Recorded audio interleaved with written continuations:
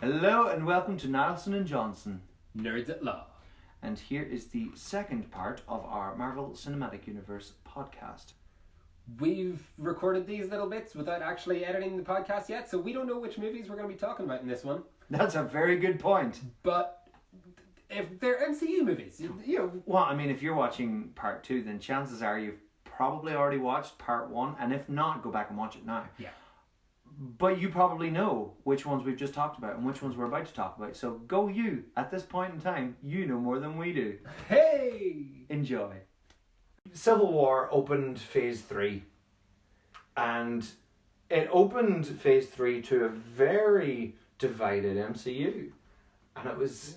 But and at this point, everybody got it. Everybody knew how it worked. Everybody knew, okay, Avengers is... Infinity War is coming. And even... Because Kevin Feige at this point, he had announced... the timeline had been... That was announced, what, in like 2014? And so, like, at that point, you knew... Yeah. So, you already knew Ant-Man was coming. But, Civil War, Black Panther was coming. Yeah, Guardians 2, Captain Marvel... was Captain Marvel? Yeah, he announced Captain Marvel and that she would be called Carol Danvers. She would be, he announced that. And then Infinity War Part 1 and Infinity War Part 2, yeah. Which I suppose is a little bit unfortunate that they didn't name it that at that point, because anyone who halfway knows the story could have guessed it. Yeah. But we'll get to Infinity War. We'll get there. So after Civil War, you had Doctor Strange, which again, even at this point in the MCU, they're taking a big risk with regards. Okay, we've had sciencey magic. Yeah. Now it's time for some real magic. Yeah, and that's. But even again, they sort of hand wave it away. It's like, oh yeah, we're tapping into the source code. Yeah, and it works. It's like. They don't over explain it, and that's what works. I find when you try to over explain something in a movie, that's because then you can pick it apart. Yeah. It's like that's why the flux capacitor works in Back to the Future. Yeah. This is what makes time travel possible. Yeah. Works on 1.21 gigawatts. Yeah. And that's it. That's it. And 88 miles an hour. Yeah. Doesn't explain why. Yeah. That's just it. And in the exact same way, the sling ring, you do that, whoosh, voila. Well, apparently you have to think about it really hard. But that's it. But it works, And it's been so impressive that they've been able to introduce these kind of themes, these extra details. They just constantly enrich the MCU. Yeah. And what's fun is, usually it works, is you're like, this has been here the whole time. And this is finally going into a bit of the kind of the history thing of where you're watching it and thinking, oh, so this has always existed, or this has always been a thing. So much so that once we get to Endgame, it actually acknowledges that, and it shows that the Ancient One was fighting off the Chitauri as well down in Greenwich Village and Bleecker Street. And for anyone who... I'm almost sure that Bleecker Street is in Greenwich Village, but I'm not 100% sure, so... I think it is. I think it is. It's down there, anyway. It's way down at the bottom of Manhattan. So... But, yeah, and again, skipping ahead with Endgame, when they get to the 70s, and, the pin particles are there. Yeah. And, Ant-Man has always been a part of this. And this is when we were talking about things we could discuss in this. What was the Vietnam War like with Ant-Man involved? Well, that was what, 1970? Yeah. Well, I mean, you get to in Ant-Man 1, you do get like a video reel that appears to be... Well, I mean, the American official involvement ended in 73. Yeah. So, but I mean, you get that there is the That potential. looks like Ant-Man. Yeah. Was out in Vietnam, and working for the government. Being Ant-Man. Although that being said, during the 80s, it could have very well been in the likes of like Nicaragua and... I mean, it could have been anywhere. But, who knows? But I mean, we've now seen... But that's what's really exciting. Ant-Man existed in 1970. Yeah. He had the pin particles. He had the original Ant-Man helmet there. Yeah. Which is a great way to nod. That's a lovely nod. Because it looks so ridiculous. Yeah. It looks so dumb. Really it's great. It's like, who knew that people could get so excited about a big stupid looking helmet? And they're like, ah! so dumb looking. I love it. And again, but you know, when you bring Marvel versus DC and things they've done successfully and things they haven't done successfully, Aquaman with Black Manta. Which I still haven't seen. So Black Manta is a character in Aquaman. Are you familiar with Black Manta? Vaguely. I know what he looks like. Big massive helmet in the comics. And the comics looks fine. In the real world can potentially look stupid. It looks really dumb. I don't care what anyone says. I think some people liked it, some people so it does look dumb. I thought his head is just too big. And they gave an in-universe reason as to why it is. He's got these weapons that he's been given. And he's basically, for some reason, has decided he's going to focus these weapons through eye lasers. Yeah. For some reason. So he can look like the Destroyer? Yeah, basically. Looks like a Destroyer. From what I saw in the trailers. Yeah. And it's basically the same thing. He's shooting lasers out of his face. Yeah. And he tries to make a helmet that's normal size, and it just gets blown apart because the lasers are too strong. So he has to make a giant. Again, that's fair, but gives it an in-universe reason, but it still looks ridiculous. Also would have just looked far better if he'd gone with the original normal size helmet. Oh well. But they didn't. But they leaned into it. They leaned into it. They leaned into their ridiculous character looking. Yeah. Their ridiculous looking character. Whereas the MCU knows when to make things look a bit more real and when to poke fun at the original stuff. It's been done in Luke Cage. Yes, you look like a damn fool. Yeah. We'll get to the Netflix shows. Well, we're like an hour and.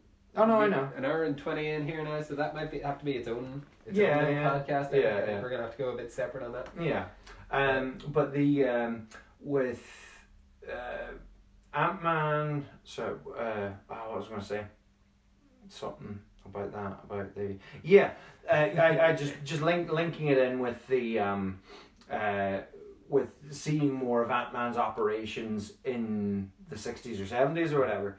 Because apparently, because I remember reading very early interviews with Edgar Wright. Oh yeah, he wanted to do it in.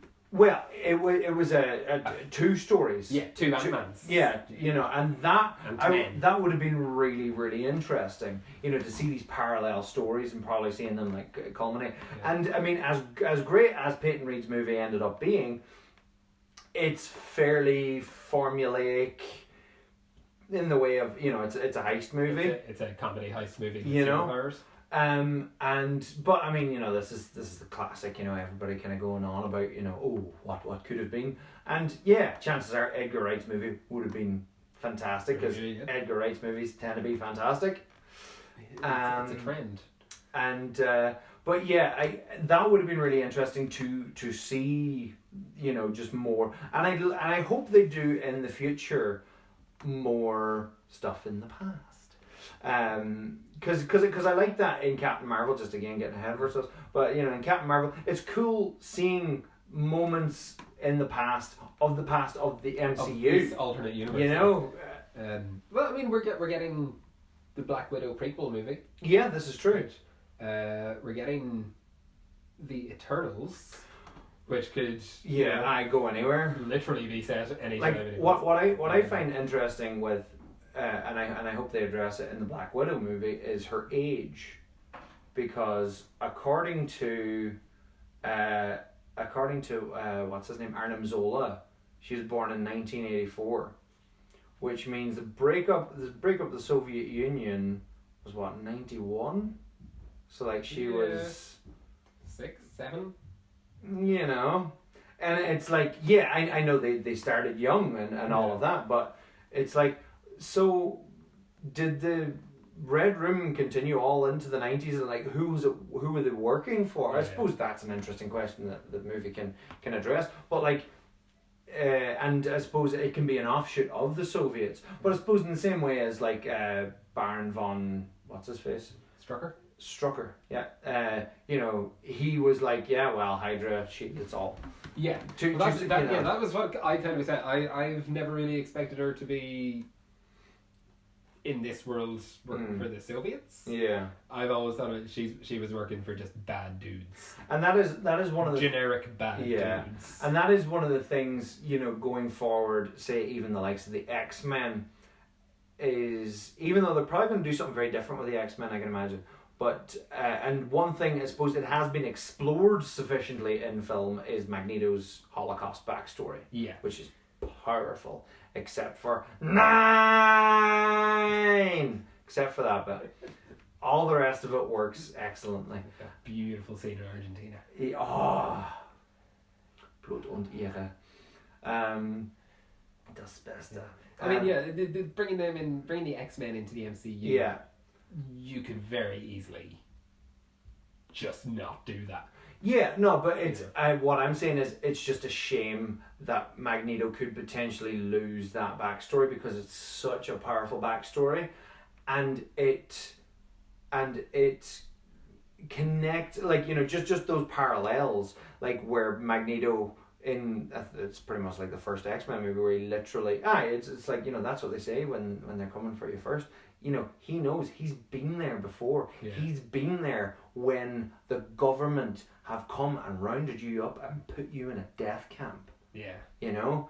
And that's so powerful because it's so real, because it was real, because, you know, the Holocaust was horrific.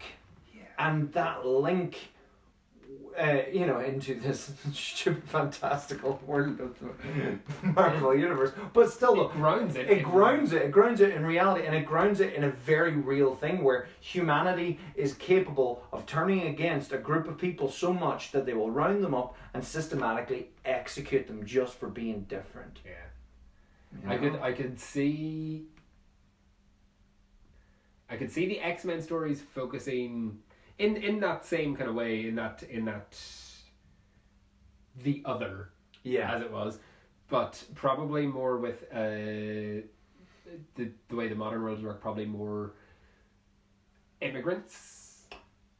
Yeah. Would be, you know, especially the United States, where these are the biggest selling movies, and that's such a huge topic. Yeah. There. Immigration and LGBT. Yeah, well, I mean, LGBT was already there. Well, it was at least always there in the films. Yeah, you know. In X-Men 2, when Bobby comes out as a mutant. Have you ever tried to not be a mutant? Yeah. This is our fault. Actually, this is all my fault. Actually, they found out that the X gene is carried by men, so it's his fault. That's right. I need to watch X2 again. That's a great movie. It is a great. So well. Yeah, we recently did a rewatch of the X-Men movies. Yeah. But, it was a rewatch for me, but she hadn't seen them. She hadn't seen. This is Niall's lady. My girlfriend had not seen any of the X-Men movies ever, so we watched them, but I just cut out the ones that I thought she probably wouldn't like and that I didn't like. So we watched X-Men 1, X-Men 2, First Class, Days of Future Past, and Logan is next on the list. But that's it. We just cut. You know, I would give that I do like the Wolverine, but a lot of the emotional beats in Wolverine don't land without X-Men 3. Yeah, exactly. So much of that movie is him dealing with the death of Jean. Yeah. That it just doesn't work if you haven't seen X-Men 3. Yeah. And frankly, I wasn't going to put her through that. Fair enough. But so we're just on that little offshoot of X-Men. It is a shame, although I mean they could bring it in some way. What is quite exciting about the mutants ultimately joining the MCU is that they could plausibly retcon Scarlet Witch being a mutant, Scarlet Witch and Quicksilver being a mutant, and the reason why they were the only ones who survived Von Strucker's death was because they had the X gene, and they were actually unlocking the X gene, which for whatever reason had. And now the fact that the Infinity Stones have affected half the population of Earth, it has unlocked the X gene. Yeah, for all these people. The only thing is. It takes away that thing of they were here all along kind of a thing, but we'll see that. We'll see. Like I do, we can do the X-Men movies another time though, because I really want to get into the history, the historical context of those. Yeah. So before we, we'll park that for another time. Yeah. Yeah. Let's move on. Where so we were so Civil War. What comes? Doctor Strange. Doctor Strange. Love that movie. Yeah, I think Doctor Strange is fine. Yeah. It's far from one of my favourites. I think I love it so much because it introduced me to Feel So Good. Ship Mangion. Yeah, no. I bought a flugelhorn because of that song. I actually did. I was like, oh, I can't play that on the trumpet. I need a flugelhorn to play that. Oh God, yeah. At least you didn't say it with a straight face, Joe. Yeah, this is very true. This is very true. At least you know. I know how ridiculous that was. But yeah, it's a fine movie. It's enjoyable. It's a lot of fun. Tilda Swinton, despite all the people giving out about the whitewashing, I love Tilda Swinton in it. I mean, she's brilliant. Yeah, I mean, at least it wasn't a white dude. Yeah, and I totally understand why people were upset about it. Yeah, and it's really. I get it. I suppose it's really it's a very cynical reason. Just with regards, because he's a Tibetan monk. Yeah. And the cynical explanation as to what a lot of people reckon the reason is because Marvel wants to sell the movie in China, so you can't have a character who's Tibetan because Tibet don't exist to the Chinese apparently. Yeah. But whatever the reasons were, it was a good decision, was a bad decision, whatever. Tilda Swinton killed it. Tilda Swinton killed it. She took what she was given. She was Celtic. Yeah. Yeah. She nailed it. She was brilliant. Chiwetel Ejiofor is great as Mordo. I really can't wait to see. Fight to the life depended on it. Yeah, I really hope. I presume he's gonna be the bad guy in Doctor Strange 2. Well, apparently his nightmare in Doctor Strange was it Multiverse of Madness. Although I mean, I'd say Mordo could come into like they could do it in the same way as Crossbones. Yeah. Where, he's a side villain or smaller villain. He's at the end of Winter Soldier and it's like, ooh. Yeah. A little side note, one thing that I love about so much of the MCU is little details that if you're not a comic fan, fly over your head. But if you are a comic fan, and like I'm not a huge comic fan, but I have since looked into what some of these characters look like in the comics. Oh, yeah. And there's these wonderful details, like throughout that whole movie, Romolo has. Oh yeah, he has a cross his uniform. But even earlier in that, what's his name? Is it Batroc? The jumping man. His uniform, he has the purple and yellow. Yeah, it's all the right colours. It's all the right colours, and there's little details like that are just wonderful. Yeah. You know that they not do. Apparently, something that I completely missed. At the end of Endgame, whenever Spider-Man goes back to school, there's a girl walking down the corner. Wearing a web skirt. She looks like Gwen Stacy. Well, I mean, you only see her from behind. She's blonde and she's blonde. She's wearing white. She's wearing white and kind of purpley pink, and the skirt is black with. It's very suggestive of Gwen Stacy. Yeah. It could just be a nod. Oh no, I'm not saying that is Gwen Stacy, but I'm saying. It would be nice. There. It would be cool. It's there. The only thing I don't like about that is, the same is just that thing of it was the same reason in Spider-Man 3 whenever they introduced Gwen Stacy, you're like, but what about MJ? Yeah. And it's like, in order for this couple to work, this couple has to not work, and I don't like that because they're adorable. And we'll get back to Homecoming because we can chat about that. But yes, Doctor Strange was fun. Yeah. And it successfully expanded the MCU. But a thing I really liked about Doctor Strange felt, in a way, almost nostalgic to Iron Man 1. Because they're such similar characters. And they go through very similar sort of trials. It does feel like a lot of people I know complained about he's basically just Tony Stark with magic. Yeah. They are very similar characters, similar beards, similar dickishness. Which is what really works once we get to Infinity War. Yeah, absolutely.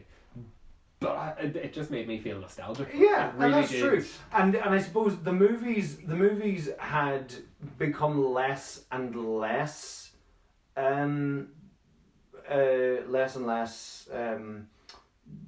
formulaic, because up until that point, from Avengers on, almost all of the climaxes involve, as the Empire podcast would have constantly pointed out, one of my favorite podcasts, was all the movies ended in a big sky battle with loads of things flying about.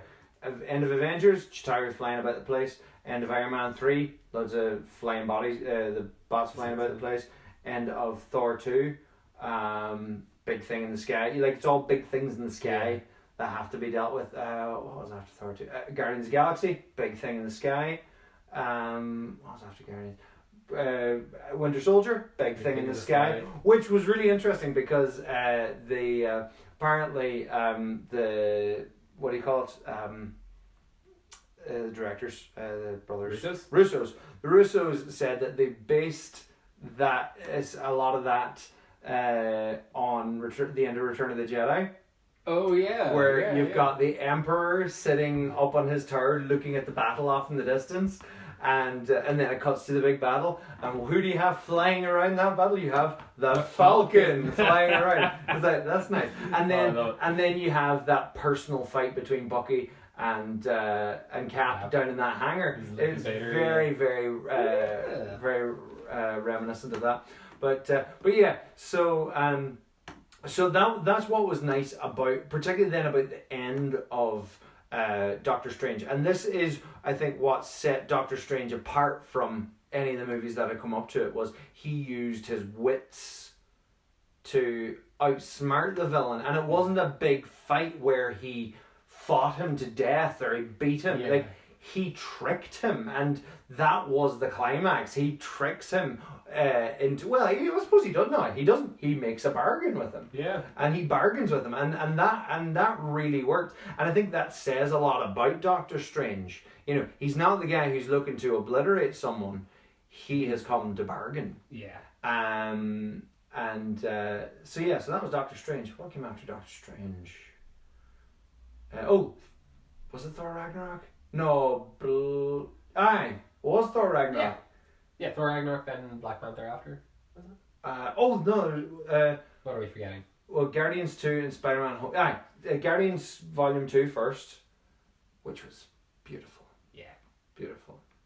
And again, very deep personal feelings with that. Yeah. And when I go back to watch the first one again, the first Guardians movie. Oh, yeah. That first scene. Oh my God, so much more now. So much more now.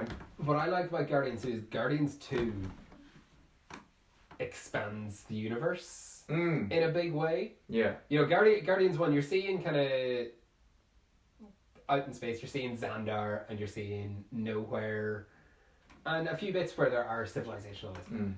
But in Guardians 2, you get to see how they travel, like the hyperspace. Yeah, I love that. You get a bit more, the Ravagers code and all the different groups of Ravagers. You do get to see a lot more of the universe and how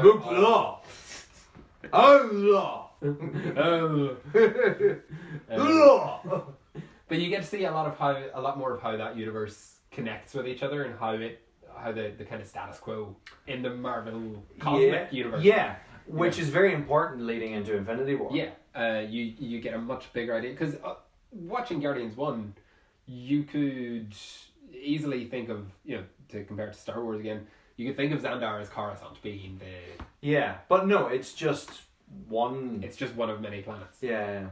That you do get this idea then in Guardians 2, that there's a whole universe out there. All roads don't lead to Xandar. Xandar is just another. Yeah. Yeah. And not anymore. Well, I mean, might have just killed half of them.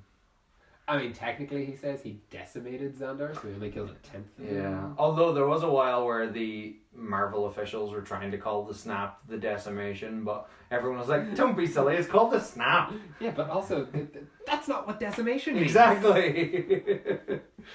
Was it reduced by 10% or reduced to 10%? By 10%. By 10%, yeah. Yeah. I think it's used in Doctor Who. Yeah. Used in Doctor Who, when the Master... releases the Toclophane. Yeah. Like, what do you think, darling? Shall we decimate them? Remove 1/10 of the population. Yeah. And it's here come the drums, here come the Johnson is that master. Oh man. I have only seen season 3 and 4 in their entirety. I've seen bits and pieces of 1 and 2 and a couple beyond, but that's only really the Doctor Who that I'm into. But we'll get to Doctor Who some other time. That's a whole different story for another day. Yeah. So Guardians 2 just was wonderful. Yeah, it's just great. It's so colourful. I mean, colourful. There are parts of it that kind of almost feel like they're just there for. We thought we came up with a really good song to use and a really good image, so we're just putting in this little sequence just to use that. But I'm pretty fine with that because it looks great. A lot of it worked though. A lot of the music thematically. Yeah, I have one thing that I would change in that movie. You would add the bass break of the chain for the fight scene. Yeah. Why didn't they do that? You know, because they've had the first half of the chain. Yeah. Doing their and how they didn't. And just if when he's waking up or coming to and he's like, Russell, it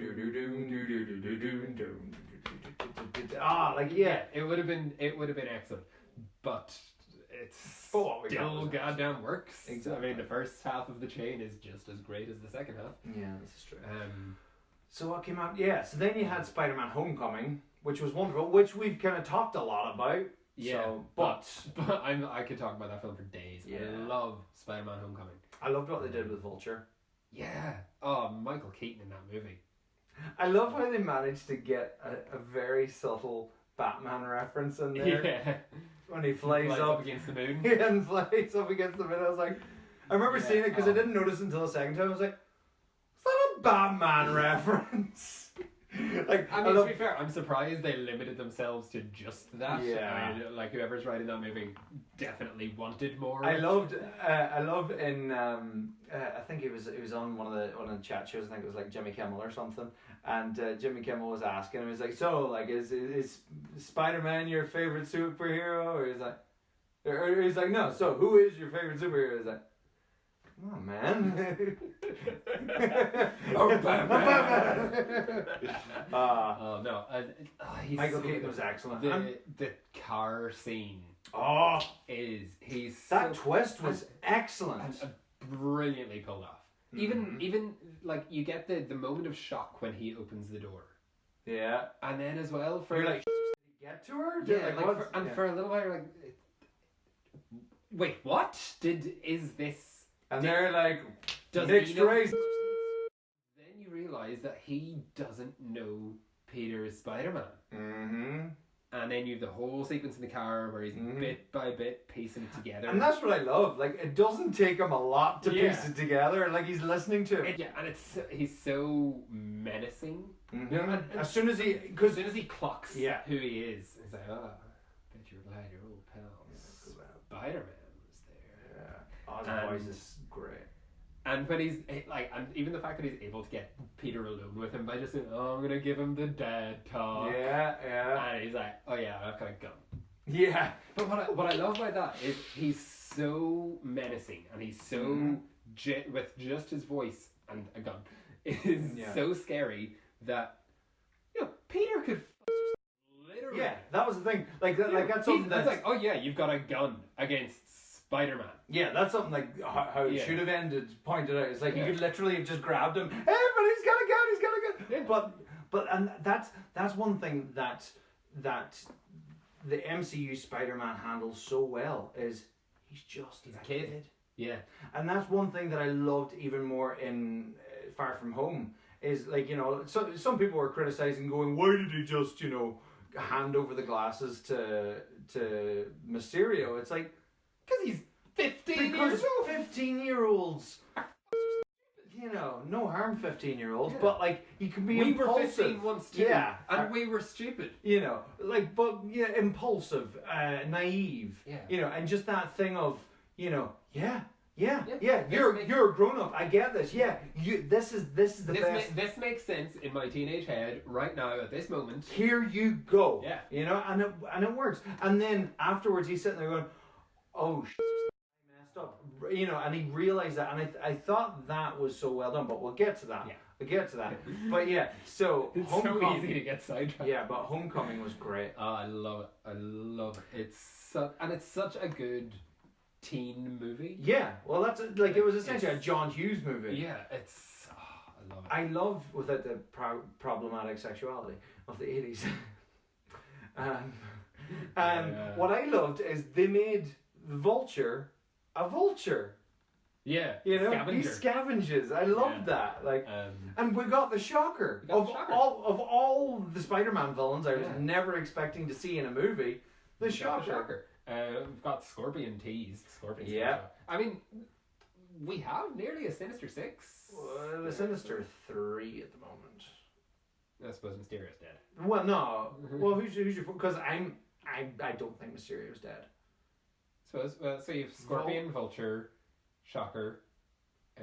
Shocker not dead. Oh no, Shocker's not dead. No, Shocker's not dead. Yeah, but I mean, Shocker. Well, you got a bus, but he's not dead. Yeah, but like he should be dead. But is Shocker like? I mean, look. I mean, the MCU Sinister Six does not have to be the big ones. The original Sinister Six. No, I wouldn't be surprised to see Dr. Octopus in the next Spider-Man movie. Yeah. I'd love to see Dr. Octopus in the next Spider-Man movie. Do you know who I can't wait to see, and I really hope, because he's such a big player in the Marvel universe, Norman Osborn. Yeah. Oh, who did I see teased would be a good... what's his name? Matthew McConaughey. Alright. I know. Alright. Yeah. Could you imagine Matthew McConaughey as Norman Osborn? I'm so glad we've lived through the McConaughey sons. McConaughey sons, I love it. He's like... Did you ever think Matthew McConaughey would be an Oscar-winning respected actor 15 years ago? I know. And he was doing what? Into the Blue? No, Into the Blue is a different movie. Oh, what was it? Not Swept Away.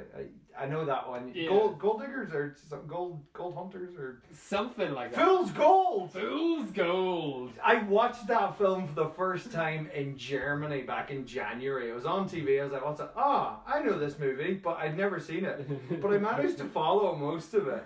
I've done that before with one other movie, and that was Taken. I had never seen Taken before, and I watched it in Italian on Italian TV, and I could follow the whole thing. Because it's actually really good visual storytelling. Anytime he has a flashback, it shows you the flashback. So he sees something, and that reminds him of this thing. Bing, we see that thing. It all makes sense. I mean, in fair, I first saw The Raid without the subtitles. I was about to say, I was like, dude, yeah, it's but it did whatever copy we had. It had zero subtitles. No, I think it had like German subtitles. Super.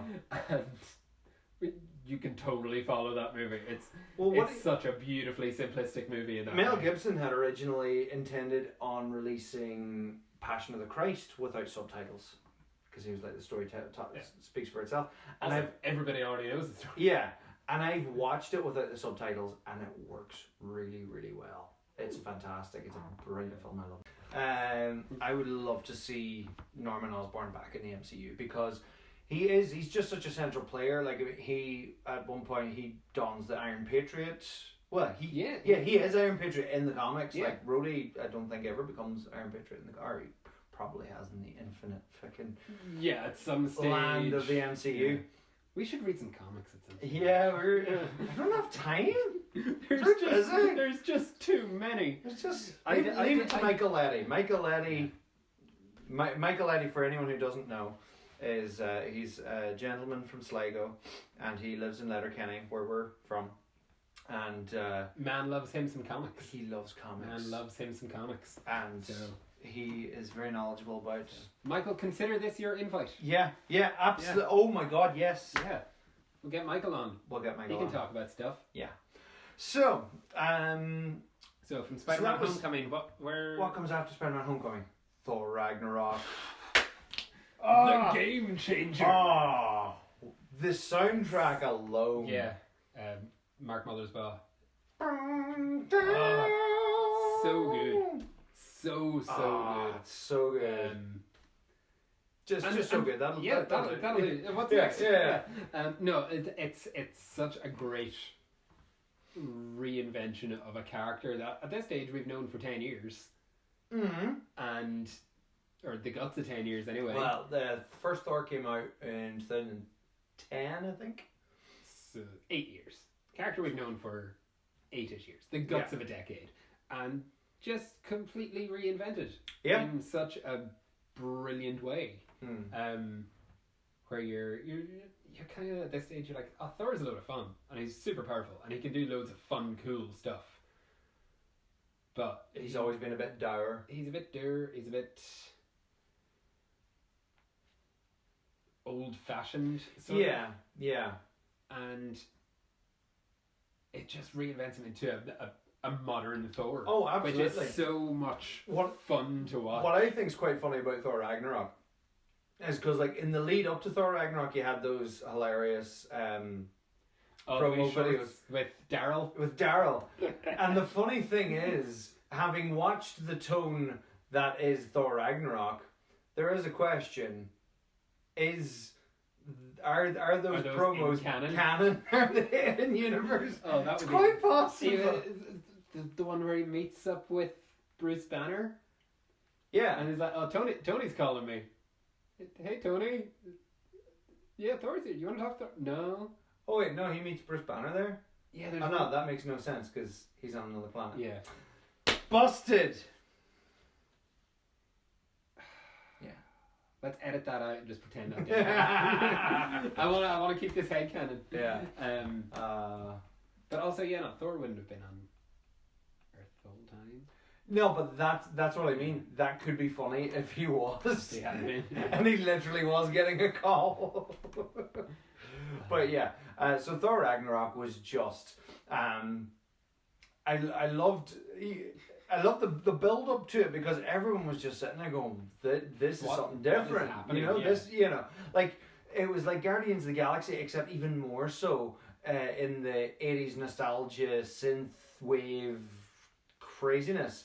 And I think someone captured it perfectly where they did a mock trailer where they recut they cut the trailer but 80s style style and 80s voiceover. It looked like video quality and it was all 80s special effects, and it works, and it works perfectly.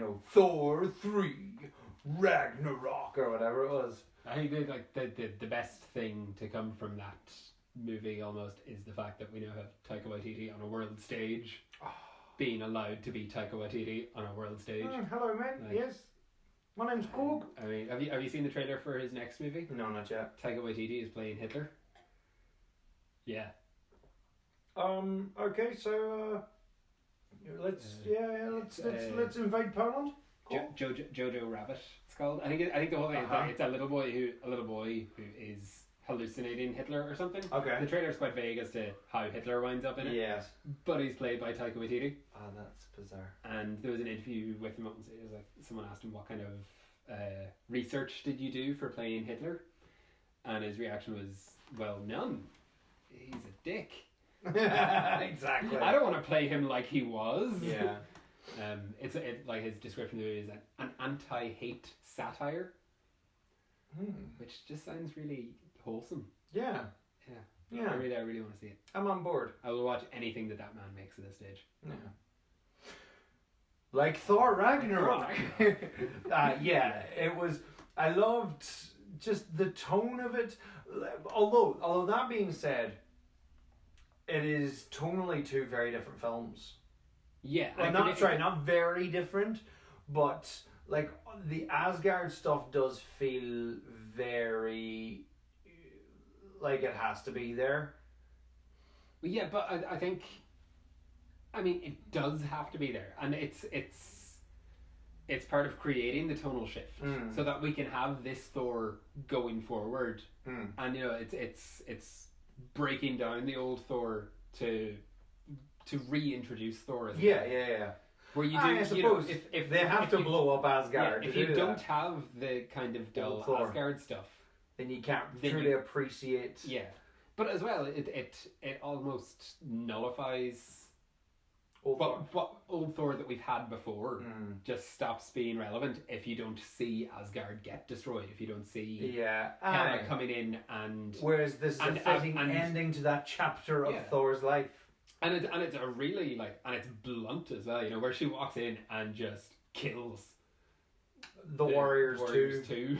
Yeah. And then the third one who gets a little bit of a fight, but in the end is... Two things that I particularly love that are really nice details. Well, one detail at the end where Thor is finally sitting on his throne and surrounded by his court and his Asgardians. The theme from the first Thor movie plays as he does that, and it's a really nice thing. It's something that the Marvel movies sometimes succeed in, sometimes very much don't. Is their themes kind of spilling over themes. Because like Iron Man had 3 different themes in the 3 different movies, and then they reused the Iron Man 3 theme whenever the Hulkbuster shows up, and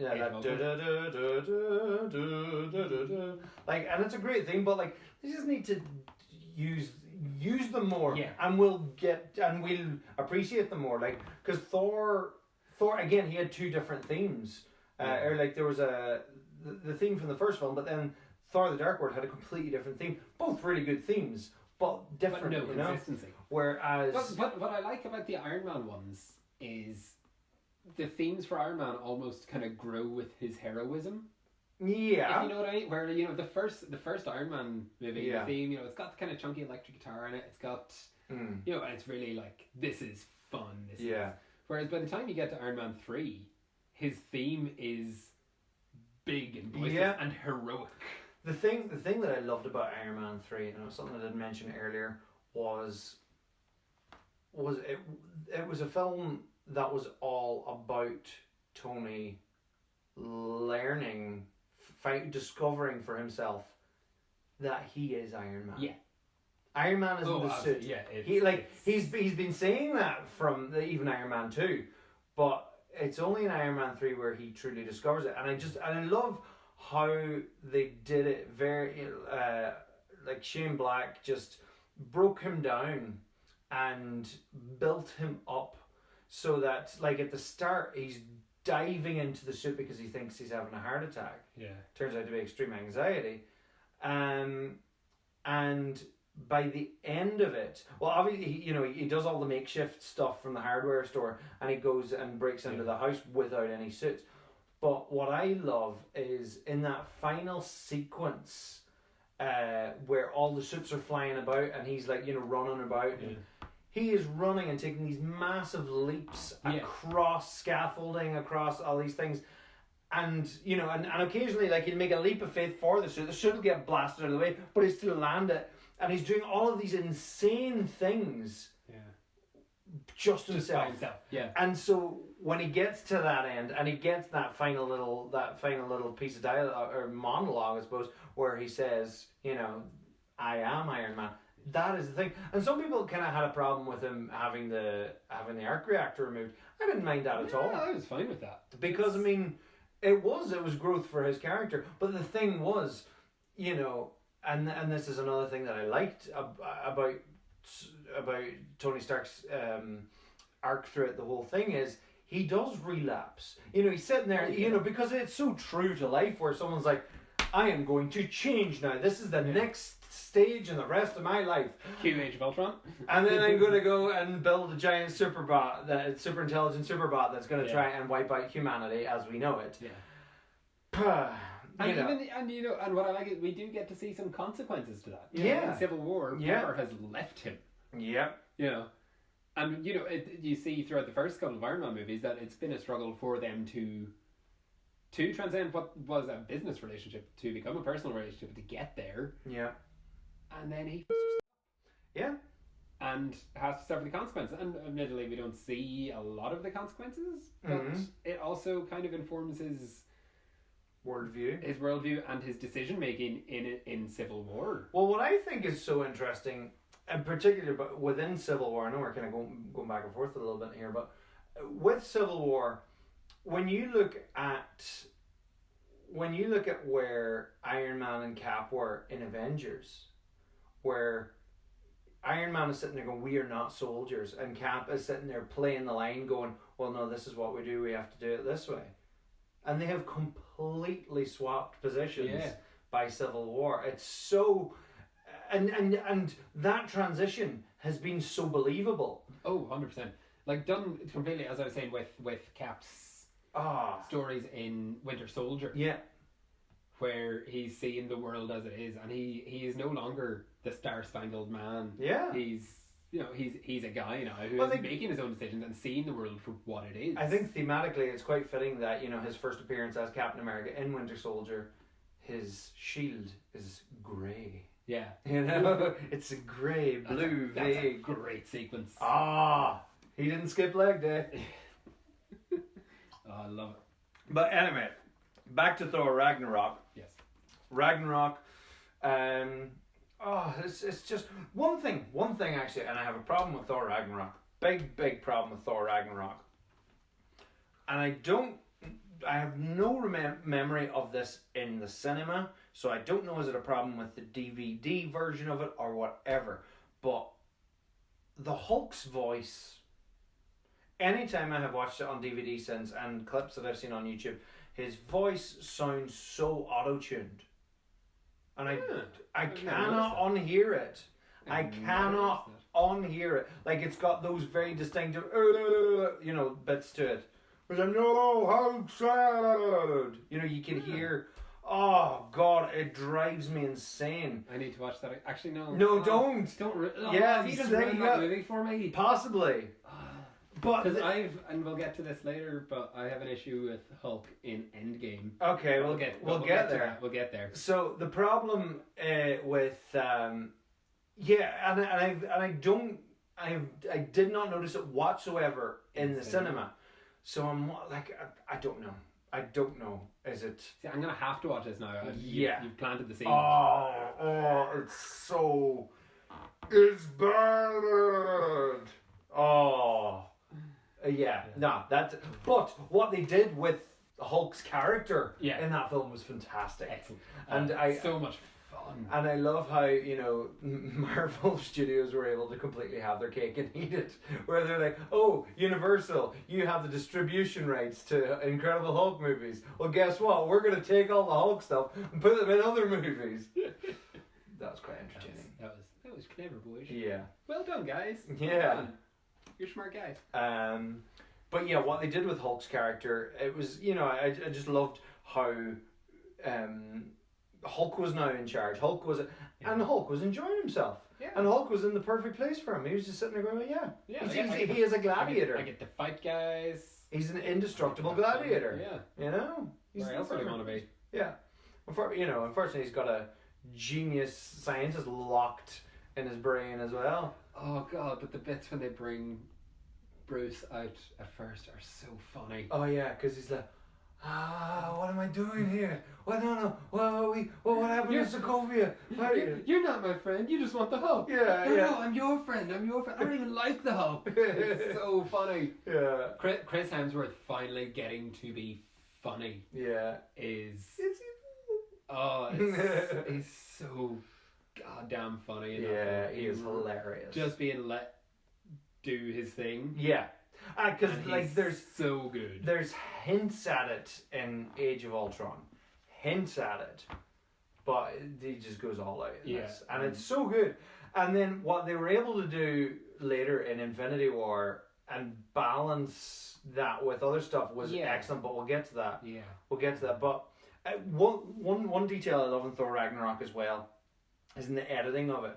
Because the way that they say that time on Sakaar works differently. Oh yeah. Or the stuff on Asgard happens within the space of maybe an hour. Yeah. Like, one scene, she arrives in the Bifrost, and then cut away hours and hours in Sakaar, and then back, she's just at the end of the Bifrost, cut to Sakaar, back, she's now fighting the guys there, cut back, she's now in the throne room, like all of this, I really like that detail, whether it was intentional or otherwise, but it was just so smart, and of course, Jeff Goldblum.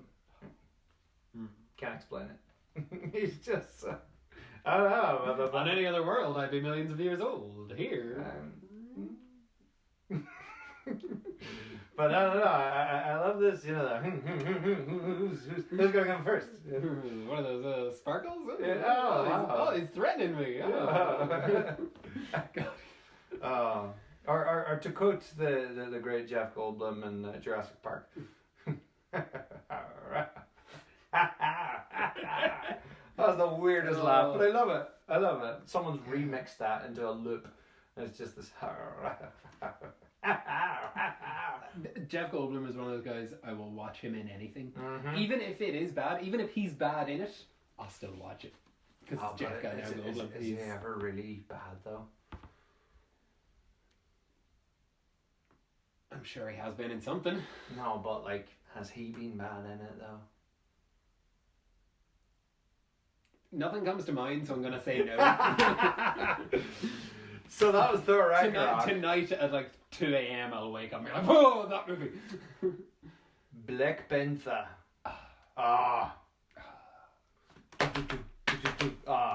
Yeah, that's a good theme. Yeah, and they brought that back. Yeah. They brought that back. That's a great movie, but there is one thing that makes that movie so good for me, and that's Killmonger. Killmonger's excellent. Is just, and I think a huge part of it is just that Michael B. Jordan is really, really charming. Yeah. He's just such a charming Sup, guy. Auntie? Yeah, and like you almost want him to be a good guy because you want to root for him. Yeah, he's so charming. But you're like, no, at he's the same terrible. time, he's like the psychotic. The scene at the start in the museum is just brilliant. You know, he's such a likable psychopath. Yeah. And Andy Serkis is so good. Is that he's just happy. You run away. He's just happy to be there. He's just having fun. Yeah. What is love? Baby, don't hurt me. And I love his Afrikaans accent. It's great. I don't know if it has any resemblance to real life or whatever, but it's great. It's just really fun. Yeah. In cuttlefish. The cuttlefish. Wah. So unless you show me an image of cuttlefish, he's great. Yeah. I love Andy Serkis. I shook his hand. Yeah. Did you ever wash it again? Yeah, man. What's the smell then? That's Niall's humour, folks. He's hilarious. Aren't I just? So, Black Panther. The one major thing that I have with Black Panther, and I am very willing to excuse not so great special effects, which does happen towards the end, but I don't mind that as long as it tells a story. Like when I first saw it and then saw everyone giving out about the special effects towards the end, I hadn't noticed anything, and it was only when people started giving out about it that I went back and watched it and did notice it. Well, my thing about I was very much just drawn into it to the point that I was along for the ride. Well, exactly, but that's my point. My thing about special effects is if it serves the story, if it's a little bit rough around the edges, it's not necessarily a bad thing. As it's when the movie's already bad, that it then points out as you know. I mean, Now I'm sure there are exceptions where there's an amazing film and then there's this terrible piece of special effects, but for the most part, it's fine. But my big qualm with it, and it was the same qualm that Mark Bernardin and Fat Man Beyond, another great podcast that I love, he had, and I totally agree with him, is that T'Challa doesn't really go through an arc in this movie per se. Like T'Challa has more character development in Civil War than he does in his own movie. Yeah, well, he does to an extent. I mean, by the end of the movie, he's realised that to an extent, Killmonger was right. The end. The start of the movie has him ready to follow the tradition and keep Wakanda insulated, and he learns from his enemy. Yeah, that's a good point. At the end of the movie, he opens Wakanda to the world. Yeah. We've never really seen what extent that has gone to. But it didn't feel before it. You didn't really get the sense that he didn't want to. That he didn't want to. Yeah. And that's the thing. And again, going back to Mark Bernardin, because he's full of wonderful wisdom, what is it he says? That, you know, the sign of a good character, I'm paraphrasing him completely, but the sign of a good character arc is when your character does something at the end of the movie that they couldn't have possibly done at the start of the movie. Yeah. And there's nothing really at the start of the movie that tells me, at least off the top of my head, I'm sure there's probably some little line in there somewhere, but there's nothing off the top of my head that really strikes me that if he were presented in a reasonable way and not a hey, let's go kill all white people kind of a way, that he wouldn't have done it, you know. I suppose you have it. It's more so that you get the idea at the start of the movie that he's not really ready to be the king. Yeah, and he has just all these people telling him different things, and that he's not ready to make the decision by himself. Yeah, but he comes to that throughout the movie. And you have Nakia telling him we could help all these people, and you have border tribe leader whose name I cannot remember. The Rhinos. Get out. Him. Telling him, no, we open the borders, terrible things will happen. Yeah. You know, and he has the people that he trusts telling him different things, and he's not necessarily ready or capable yet. He hasn't been through the trials yet. That he is.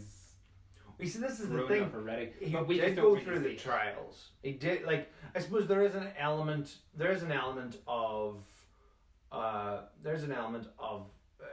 privilege, which is a very interesting take on it. It being, you know, royal privilege, like, you know, in the world of Wakanda, but just this kind of class privilege, I suppose, in this case. Yeah. And I do like that, but you know, where Killmonger comes in and he is like, you know, you're all sitting here in your big palace and wearing all your fancy clothes, and there's people who look like us who are getting screwed, you know. So there's an element to that, but yeah, I just feel like that T'Chaka is very much passenger in his own movie compared to all of the other characters. I feel almost all of the other characters get more of an arc than he does. But I can see that. But he gets an infinitely better arc in Civil War, so it almost makes up for it. And then going from Black Panther into Infinity War. Now, this isn't necessarily the order that I would now personally prefer to watch these films in, but I'm just going into in order of release. Because we can go back at the end and just kind of look at order to watch them in. Infinity War is the Empire Strikes Back of our time. Yeah. Oh, it's just so good. It is a fine piece of film. I thought you were going to say something different there with your... Yeah. It's just excellent. What's amazing about an Infinity War is they take so many characters and every single one of them gets the right amount of time. Yeah. Yeah. There's no one, when I watch that movie, there's no one in it who I'm like, you should have been in it more. Yeah. You should have had more... Wong, yeah. But every movie needs more Wong. Every movie needs more Wong. But at the same time, you know, for the context of the movie, for the story... of course. For the story... I'm being no. Nothing new there. But the story is so well structured for the characters to get the right beats. You know, you have... You know, Tony is more or less your main character in that movie, I would say. No. Sorry, no. Thanos is the main character of that movie. Of your Avengers. Yes. Tony is the main character. Yeah, between him and Thor.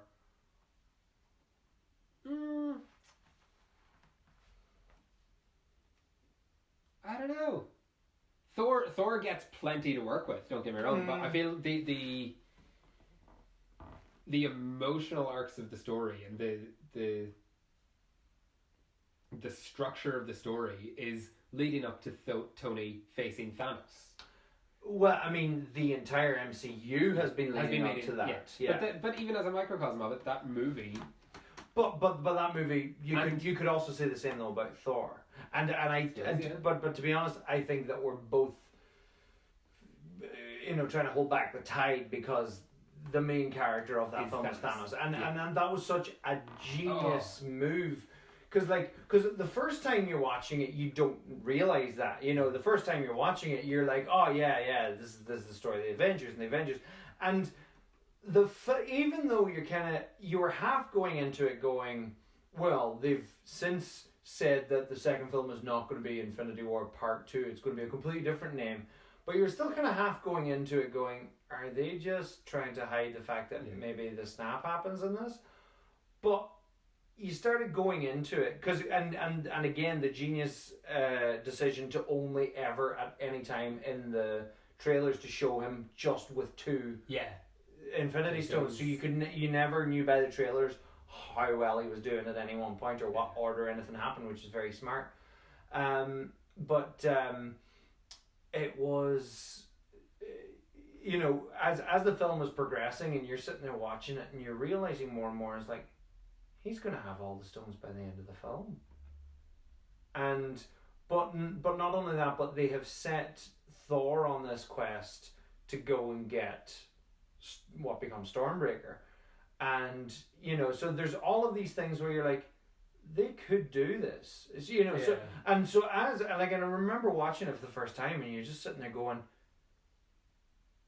are they going to have this wrapped up by the end of the film? And they so smartly gave you that hope that you were sitting there going, is he going to be fought? What's the film next year going to be about? And I was getting... What can possibly follow this? And it was getting to the point, he has all the Infinity Stones in his hand, and then you're like, okay, is he just going to hold off? Or what's going to happen? And then Thor comes, whoosh, and you're like... Wait, what? Oh! Wow! So this is the end of the Thanos story. They've been building this all up, and this is it. This is the end of Thanos. You should have aimed for the head. Well, no, to be honest, I didn't really get that. Oh, I totally. No. I was sitting there going, I had complete hope. No, the moment he killed Vision dead, the moment he turns back time and brings Vision back just to rip off his head. That was the beginning of it. But that was because up until then I was like this it had me going kind of in a couple of ups and downs where I was like, yay no, oh no, they are going to do it, no they're not, oh they are going to do it, oh snap. Actually speaking of the snap, the one thing that bothers me rewatching that movie is the actual scene of the snap when you have everyone fading away and turning to dust. There's this sound effect that plays as each person turns to dust. I'm not going to try and replicate it, but you'll hear it's kind of just like a weird kind of whining noise every time someone turns to dust. I really don't like it. I really wish they'd just let people silently turn to dust instead of having this sort of sound effect. We'll watch it. It's like a little breath or something. It's like a or something. Yeah, and I would have... It just kind of takes me out of it a little bit.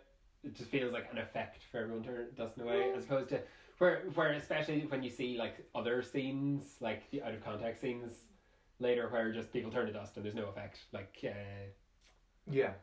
the Ant-Man 2 post-credits scene, it's just dust, and the intro to Endgame when his family are just gone, which is what it actually should have been like. But at the same time, and obviously it's trying to put a point on it, an exclamation mark on it in that movie, but it bothers me. I think it's just because it's repeated so many times. You see so many characters. If there's something that bothers me, it's the fact that there's no such thing as one instant in the universe. But in fairness, though, relativity counts for nothing in the MCU. Yeah. Also, he has the reality stone. He can do whatever. But like, you know, just reality means nothing to him. You know, just the idea of now doesn't exist on another planet. We're going on a mad tangent here. The idea of now, like, so like someone even on Mars, like that now is not now over there. It's so weird, but there's just relativity is a mind bender. Yeah. But let's not do that. Let's today. not go down that rabbit hole. Yeah. But yeah, Infinity War is just a beautifully made movie. And yeah, like and I thought what they gave Thor to do was powerful. And just that bit where he lists off, no, I lost my best friend, I lost I lost my mom, my dad, you know, and his brother. You know, he has lost everything. And it's when it puts it like that, because for ages he's been all kind of joking and stuff, and you kind of sit there going, no, he has been through so much, and you almost realize that this humor is almost in shock, almost like an insanity, you know, almost this kind of he's laughing his way through this insane grief, you know, but doing a very good job of it, because he's also funny as hell in that movie. All words are made up. Yeah. Oh, I love that. It's so true. All words are made up. But I'm taking this.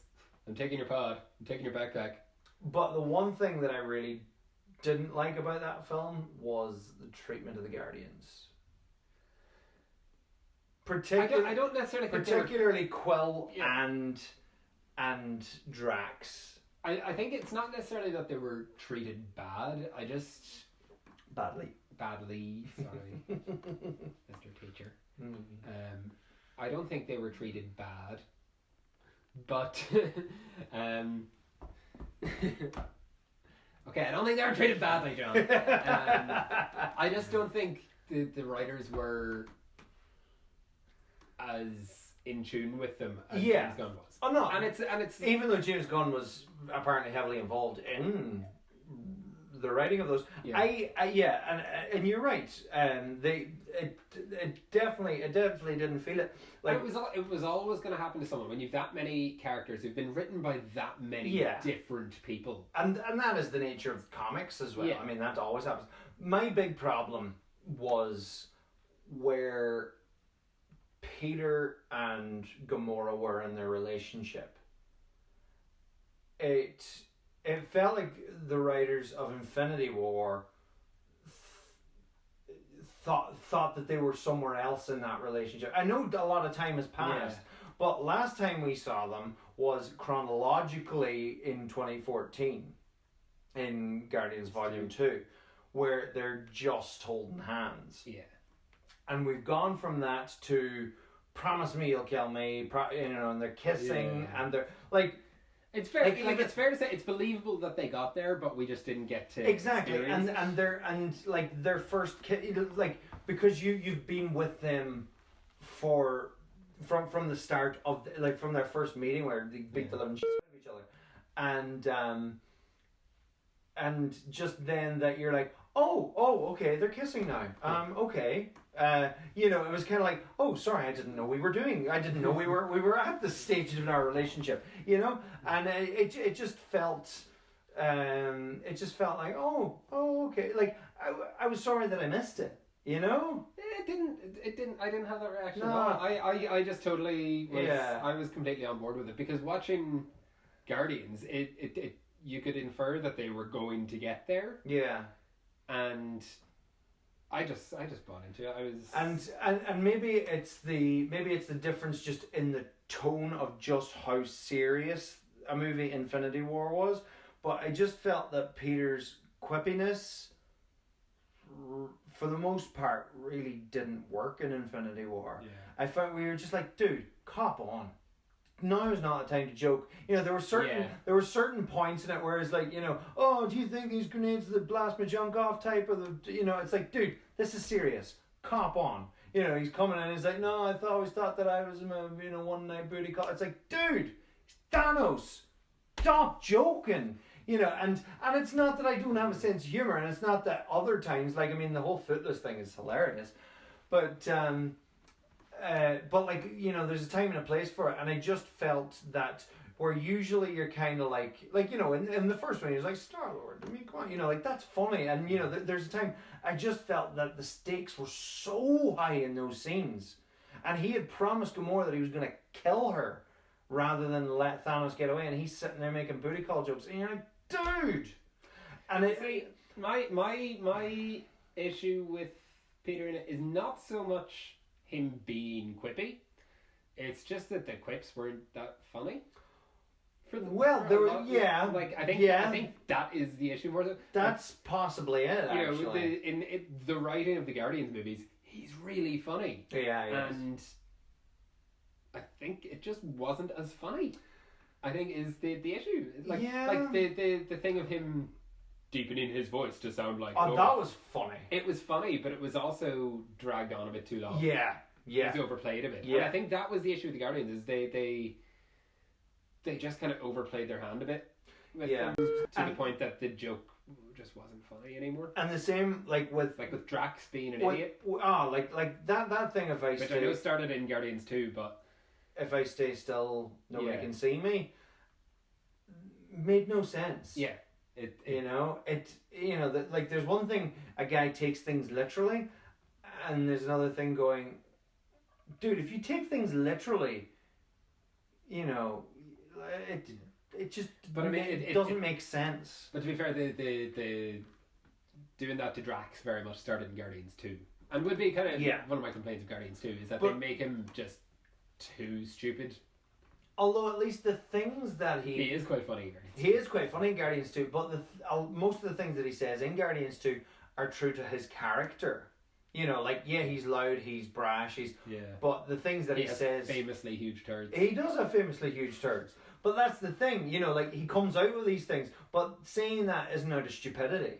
You know, and not only that, but he has one of the wisest lines in it as well. You humans have hang-ups, you know, because he's sitting there talking about, you know, the night that he was conceived, and he was like, humans, and it's true, you know? Yeah, no, that's fair enough. But yeah, so, I mean, so Infinity War, fantastic film. Yeah. But, those... Not without its flaws, but no, what movie is. Exactly. What movie is. I don't even know if the microphone picked that on. Lord of the Rings. Yeah. Although Lord of the Rings has many, many flaws as well. No, it doesn't. We'll get to that. But yeah, so Infinity War, which was followed by Ant-Man and the Wasp. A very much needed breath of fresh air. Yeah. Dust-filled fresh air. And that's it for part 2. Check out part 3, which is coming very soon. It could already be online. Who's to know?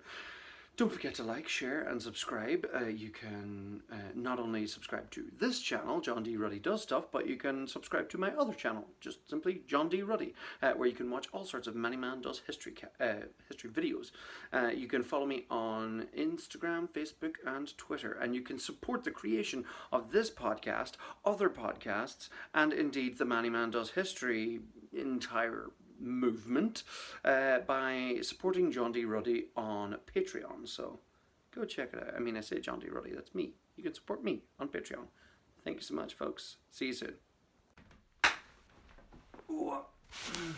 That sounded like the boss from Street Rage.